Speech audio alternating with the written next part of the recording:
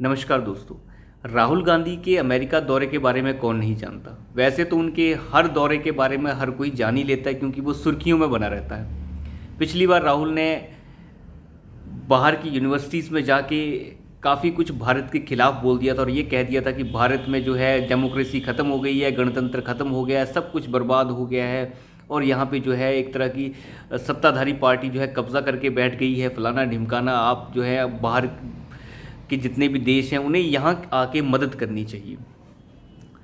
तो अब बात ये देखिए, अब वो अमेरिका के दौरे पे थे तो अमेरिका के दौरे के दौरान उन्होंने काफ़ी ऐसी ऐसी बातें कह दी जिसका कोई सिर पैर नहीं है और उन्हें जो है मुंह पे तमाचा पड़ा है वहीं के लोगों से।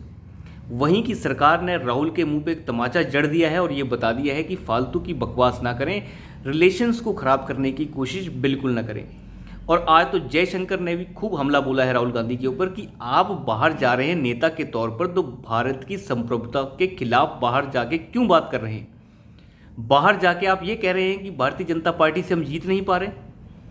बाहर जाके आप ये कह रहे हैं कि सुप्रीम कोर्ट ख़त्म हो चुका है, संवैधानिक संस्थाओं को बीजेपी ने कैप्चर कर लिया है, वहाँ पे हर चीज़ जो है इलेक्शन जो है फेयर नहीं हो पा रहे हैं, मशीनें जो हैं ख़राब हैं, मशीनों को हाईजैक किया जा रहा है। जब कर्नाटक में आप जीत जाते हैं तो मशीन ठीक जो हो जाती है, जब हार जाते हैं तो मशीन ख़राब हो जाती है।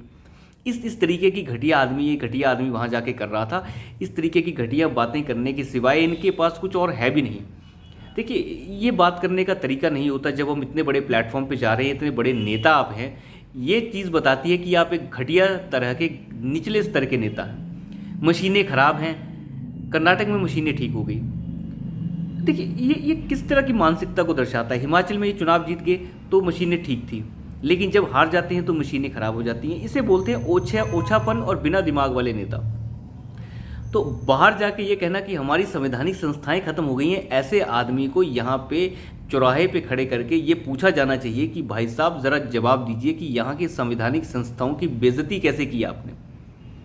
ये संवैधानिक संस्थाएं उस समय क्या कर रही थी जिस समय इंदिरा गांधी के समय इमरजेंसी लगाई गई, जिस समय राजीव गांधी के समय 4000 सिखों को जिंदा जला दिया गया और काट दिया गया दिल्ली में, तब कहाँ कर रही थी ये संवैधानिक संस्थाएं? तब ध्वस्त नहीं हुई है।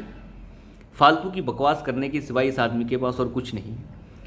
आप अंदाज़ा लगाइए राहुल गांधी जी का बाहर जाके भारत को बदनाम करना, और फिर शर्म भी नहीं आती इन लोगों को। आज इन्हें अपने मुंह पे जो है तमाचा सा महसूस हो रहा है जब भारतीय जनता पार्टी के यहाँ के नेता भी आड़े हाथों ले रहे हैं और जब अमेरिका ने तो आड़े हाथों ले लिया। अमेरिका की तरफ से ये बयान आ चुका है कि भारत जो है एक जीवंत लोकतंत्र है और अगर किसी को शक है उसकी लोकतांत्रिक शक्तियों के बारे में तो वहाँ जाके न्यू दिल्ली में वहाँ जाके वो आदमी देख सकता है कि वो कितना जीवंत लोकतंत्र है। और हमें भारत के लोकतंत्र पे विश्वास है, हमारे रिश्ते और बेहतर होंगे। प्रधानमंत्री मोदी के आने का स्वागत है और उनके आने के बाद जो बाइडेन जी के साथ एक अच्छे संबंध हमारे स्थापित होंगे।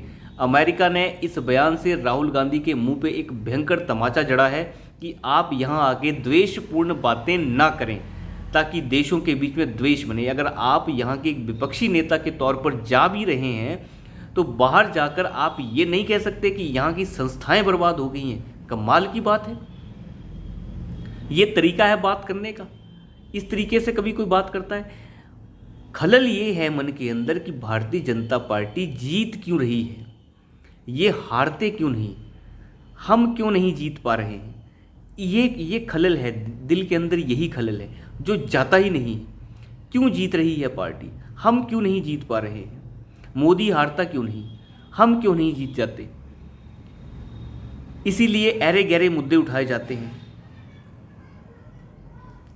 संसद भवन का उद्घाटन जो है राष्ट्रपति क्यों नहीं करते हैं, ऐसे ऐसे मुद्दे उठाए जाते हैं। हमारी संवैधानिक संस्थाएं खत्म हो चुकी हैं। इलेक्शन कमीशन जो है फेयर इलेक्शन नहीं करवा पा रहा है। सुप्रीम कोर्ट और दूसरे न्यायालय जो हैं पूरी तरह से सरकार के नीचे बन चुके हैं। इस तरीके के बयानों से आप अंदाज़ा लगाइए ये आदमी कहाँ जो है भारत की इमेज को खड़ा करना चाहता है। ऐसे आदमियों को बिल्कुल भी बर्दाश्त नहीं करना चाहिए। जो हमारे देश की बेइज्जती बाहर जाके करे, ऐसे लोगों को बर्दाश्त नहीं किया जा सकता।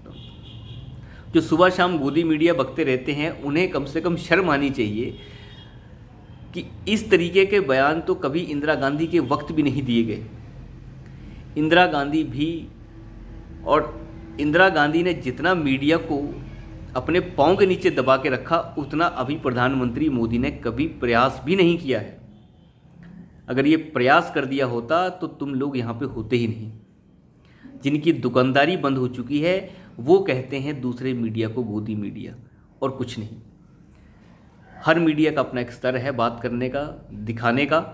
वो आपकी दिमाग की एक रेखा है कि आप उसे कहाँ तक समझ पाते हैं। गोदी मीडिया बोलने से सच छुप नहीं जाता।